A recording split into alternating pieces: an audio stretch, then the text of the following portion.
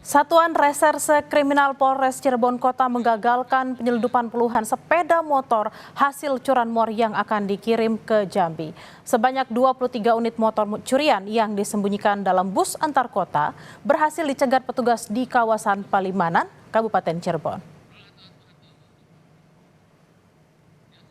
Petugas Satreskrim Polres Cirebon Kota mencegat sebuah bus antar kota di jalur Pantura, kawasan Palimanan, Kabupaten Cirebon pada Jumat malam.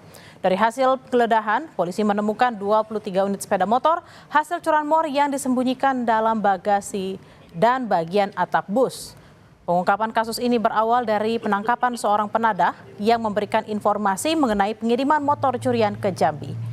Hasil penyelidikan menunjukkan jaringan ini memanipulasi identitas kendaraan dengan mengubah nomor rangka dan nomor mesin agar terlihat legal.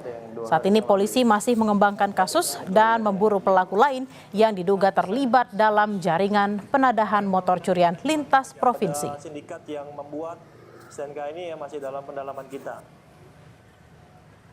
Pelaku ini baru mengirimkan sebanyak 23 kendaraan ya yang dikirimkan menggunakan bus dari salah satu pulbus ya di daerah Jawa Tengah yang rencananya akan dikirimkan ke daerah Muaro Jambi di Sumatera ya.